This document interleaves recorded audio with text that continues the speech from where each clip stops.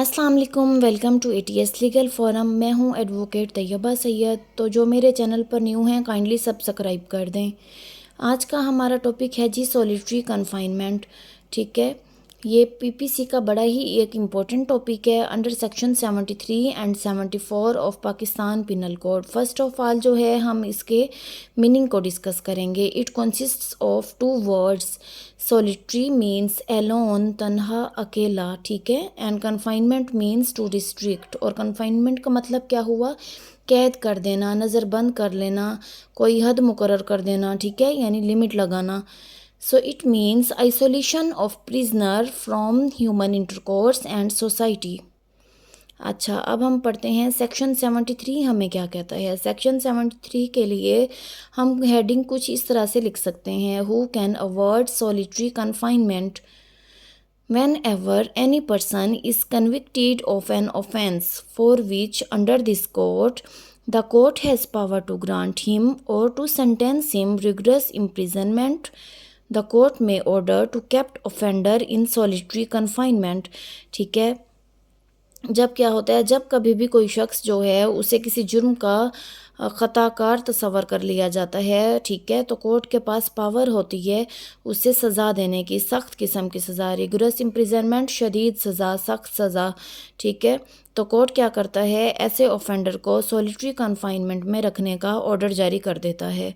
ठीक है, अब हम देखते हैं कि सॉलिटरी कन्फाइनमेंट दी कब जाती है, किस पैमाने पर मुकर्रर की जाती है, किस वक्त दी जाती है। At what scale solitary confinement awarded under Pakistan penal code. Court can order to kept offender in solitary confinement for any portion or portions of imprisonment to which he is sentenced, and such solitary confinement should not exceed 3 months in whole. देखें जी, simple imprisonment जो है वो जितनी भी हो, लेकिन solitary confinement 3 माह से ज़्यादा पॉसिबल नहीं होती। ठीक है, अब सॉलिटरी कन्फाइनमेंट का क्या हो गया, स्केल मुकर्रर कर दिए गए हैं, पैमाने बना दिए गए हैं कि अगर टोटल इम्प्रिजनमेंट इतनी होगी तो सॉलिटरी कन्फाइनमेंट कितनी होगी। ठीक है, तो इसके कितने स्केल्स हैं, 3 स्केल्स हैं पीपीसी में। Solitary confinement awarded in 3 scales. Solitary confinement for 1 month, अगर सॉलिटरी कन्फाइनमेंट 1 माह के लिए दी जाए तो टोटल इम्प्रिजनमेंट कितनी होनी चाहिए।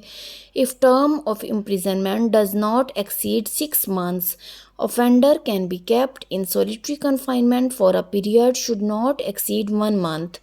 देखें, अब हमें बता रहे हैं कि अगर जो टोटल इम्प्रिजनमेंट है वो कितनी हो, 6 माह से ज़्यादा ना हो, तो किसी भी मुजरिम को सॉलिटरी कन्फाइनमेंट में 1 माह से ज़्यादा रखने का हुक्म नहीं दिया जा सकता। ठीक है, समझ आ गई है। सॉलिटरी कन्फाइनमेंट फॉर 2 मंथ्स, अगर सॉलिटरी कन्फाइनमेंट 2 माह के लिए दी जाए। ठीक है, if term of imprisonment does not exceed 1 year, offender can be kept in solitary confinement for a period should not exceed 2 months. अगर किसी भी शख्स को 1 साल से ज़ायद, किसी भी मुजरिम को 1 साल से ज़ायद की सज़ा ना दी जाए, टोटल इम्प्रिजनमेंट क्या है, 1 साल से ज़ायद ना हो, डज़ नॉट एक्सीड 1 ईयर। ठीक है, 1 साल से ज़ायद ना हो तो क्या किया जाता है, सॉलिटरी कन्फाइनमेंट 2 माह से ज़ायद नहीं दी जा सकती। ठीक है, उसके बाद हमारे पास थर्ड स्केल है, solitary confinement for 3 months. If total imprisonment is more than 1 year, then offender can kept in solitary confinement for a period which should not exceed 3 months. देखें, अगर तो सज़ा जो है ना वो 6 माह से, टोटल इम्प्रिजनमेंट क्या है, 6 माह से ज़ायद नहीं है। ठीक है, तो उसे सॉलिटरी कन्फाइनमेंट कितनी दी जा सकती है, 1 माह से ज़ायद नहीं दी जाएगी। अगर टोटल इम्प्रिजनमेंट कितनी है, 6 मंथ्स, तो 1 माह से ज़ायद सज़ा नहीं दी जाएगी। अगर सॉलिटरी कन्फाइनमेंट कितनी है जी, फॉर 2 मंथ्स, 2 माह के लिए कब दी जाएगी, अगर टोटल इम्प्रिजनमेंट 1 साल से ज़ायद नहीं है। पहले क्या था, 6 माह से ज़ायद नहीं है, फिर क्या है, 1 साल से ज़ायद नहीं है, यानी 10 माह, 11 माह, 12 माह नहीं होने चाहिए। ठीक है ना, 9 माह, इस तरह से है, तो सॉलिटरी कन्फाइनमेंट 2 माह तक दी जा सकती है। अच्छा जी, फिर है सॉलिटरी कन्फाइनमेंट 3 माह कब दी जाएगी, अगर इम्प्रिजनमेंट जो है मोर देन 1 ईयर, आपको नज़र आ रहा है ना यहाँ पर, अगर मोर देन 1 ईयर है, ठीक है, 1 साल से ज़ायद है, तो सॉलिटरी कन्फाइनमेंट 3 माह से ज़ायद मुमकिन नहीं है। किसी भी सूरत में सॉलिटरी कन्फाइनमेंट क्या है, 3 माह से ज़ायद नहीं दी जा सकती। मैक्सिमम क्या है, 3 months.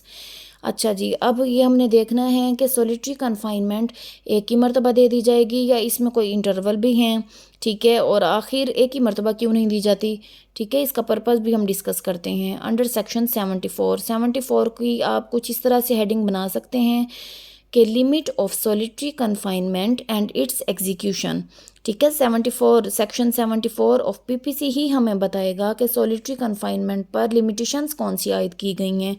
Solitary confinement executed through flowing modes. Number 1 हमारे पास है जी 14 days. Solitary confinement shall not exceed 14 days at a time.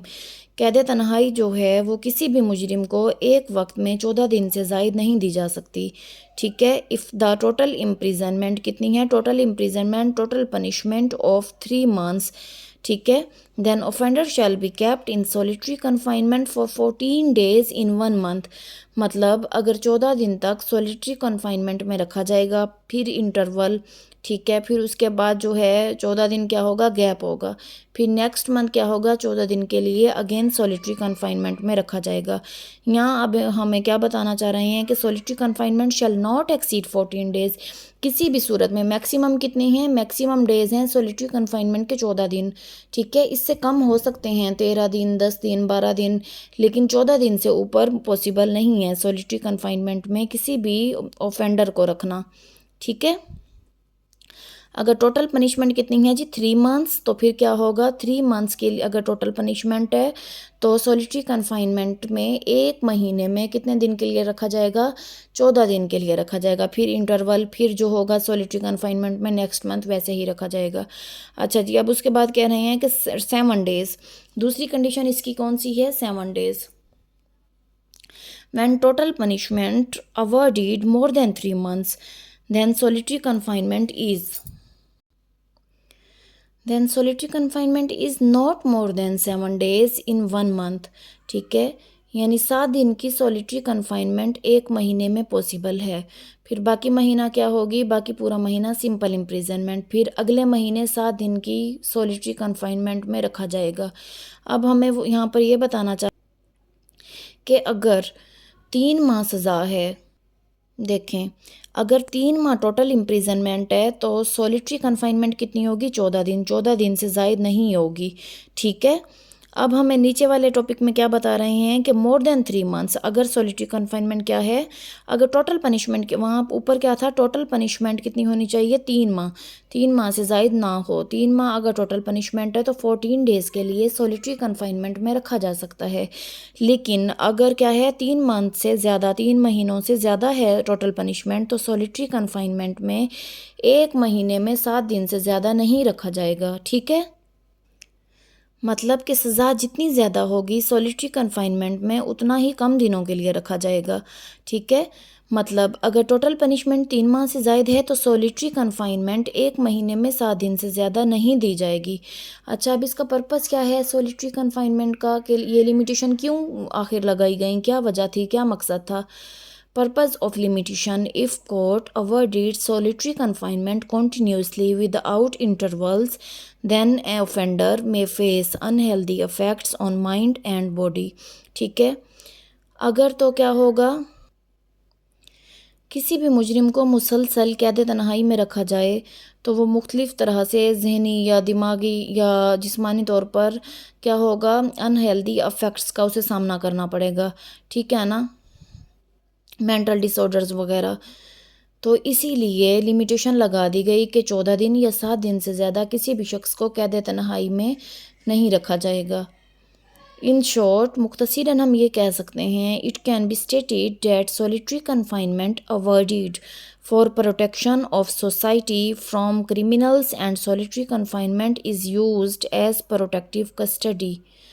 Hope so आपको आज का लेक्चर समझ आ गया होगा। अगर कोई बात समझ नहीं आई तो आप कमेंट बॉक्स में कमेंट कर सकते हैं, ठीक है। तो इसके साथ ही आपसे इजाज़त चाहती हूँ। अल्लाह हाफिज़।